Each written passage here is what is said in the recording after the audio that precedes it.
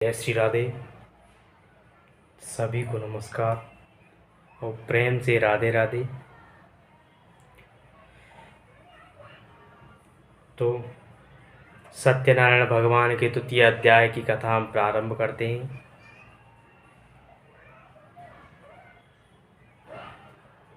ज़्यादा विस्तार न करते हुए इस कथा में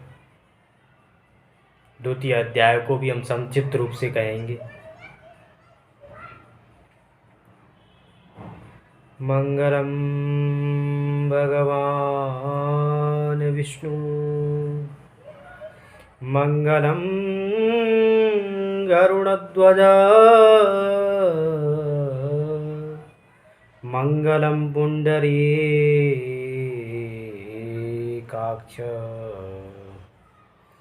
मंगलायस्तनं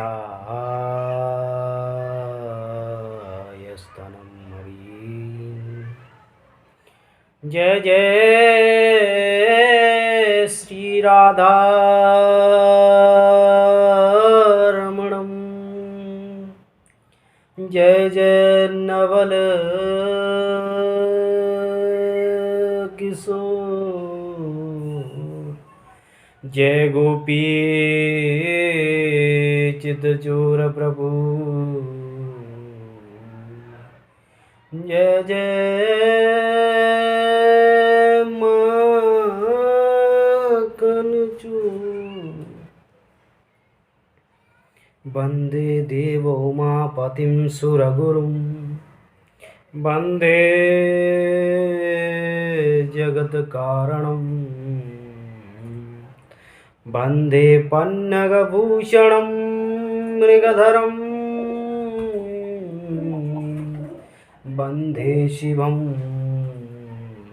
शंकरं, वंदे शिवं शंकरं। बोली श्री सत्यनारायण भगवान की जय, लक्ष्मी नारायण भगवान की जय। जय जय श्री राधे। तो भगवान विष्णु से नारद जी कहने लगे, महात्मन, मैंने आपको लकड़हारे का वृत्तांत सुनाया, लकड़हारे का कथा सुनाई, वो प्रथम अध्याय में आपको सुनाया। अब मैं आपसे द्वितीय अध्याय कहता हूँ। और द्वितीय अध्याय में एकदा एक ब्राह्मणो वृद्धम् आसीन जनन्मद महाकाली महावृद्धि महाधिलात्मा मनुष्यते। बहुत अत्यंत निर्दयी ब्राह्मण रहता था, बहुत दुखी, बहुत संस्कारी, बहुत दुखीवान, अर्थात ब्रह्मचर्य का पालन करने वाला वो ब्राह्मण था। और कैसा ब्राह्मण था? श्रेष्ठ ब्राह्मण था, मानो सुदामा के समान दूसरा कोई नहीं था, वो ऐसा ब्राह्मण था। लेकिन उसकी व्याकुलता, उसकी मलिनता, उसकी प्रेम अनुराग भगवान के सानिध्य में इतनी छोटी पड़ गई कि भगवान साक्षात उनको अपना प्रदान करने आ गए।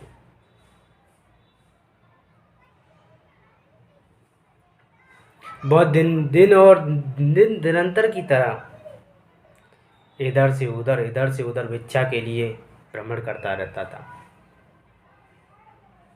लेकिन भिक्षा के लिए उसे कहीं से कुछ मिल जाता, कहीं से कुछ मिल जाता, वह उसी से अपना जीवन यापन करता था।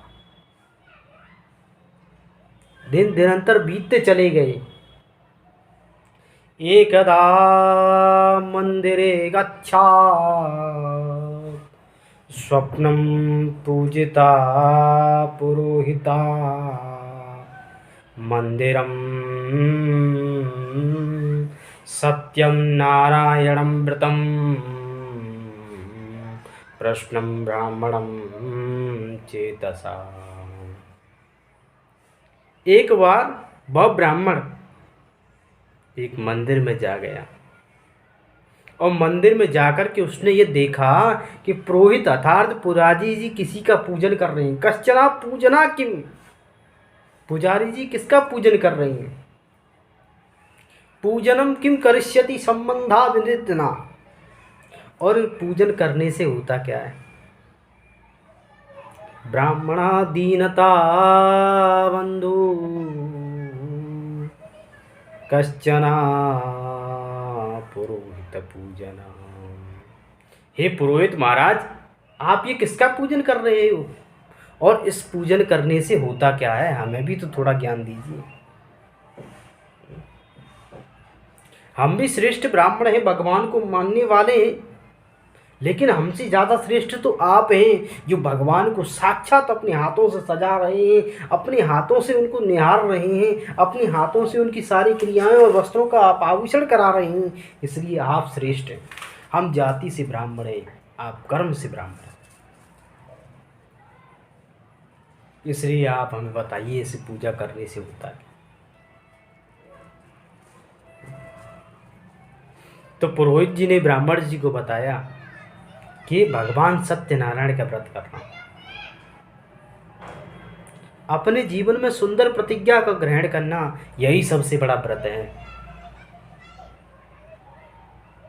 व्रत का मतलब ये नहीं होता कि हम आज व्रत रहें। व्रत का मतलब ये नहीं होता कि दिखाने के लिए हम व्रत रहें। व्रत का मतलब तात्पर्य ये होता है कि सांत्वना, जैसे कि हम भी हैं, हम भी एकादशी का व्रत रहते हैं, लेकिन हमारी किसी को पता ही नहीं। हम मंगलवार का हनुमान जी के लिए व्रत रहते हैं, हमारी किसी को भी पता ही नहीं। लेकिन व्रत का मतलब किसी को जताना नहीं है। एक दिन भूखे रह लो या 2 दिन भूखे रह लो, कोई बात नहीं। हमारी शरीर की शुद्धि के लिए हम व्रत कर रहे हैं, और भगवान की उपासना के लिए हम व्रत कर रहे हैं, ना कि अपने लिए। भगवान ने आपसे कोई नहीं कहा कि आप व्रत करिए, वो आपकी मन कहता है, इसलिए आप व्रत करते हैं। हम अपने मन की मलिनता को दूर करने के लिए, ठाकुर के चरणों में अनुराग पहुंचाने के लिए हम वो व्रत कर रहे हैं। पुरोहित ब्राह्मण ने इस प्रकार से ब्राह्मण को समझाया। पुजारी जी ने ब्राह्मण जी को इस प्रकार से समझाया, हे ब्राह्मण देवता, आप तो सर्वश्रेष्ठ ज्ञानी हो। दरिद्राणाम दरिद्र भवनम दरिद्रमलितम कर्चति। फिर आप ऐसे दरिद्रता कैसे हो गए? वो भगवान विष्णु का नाम लेने वाला वो ब्राह्मण, वह सबसे बड़ा दरिद्र कहते माना जाए। उसे कौन मान सकता है?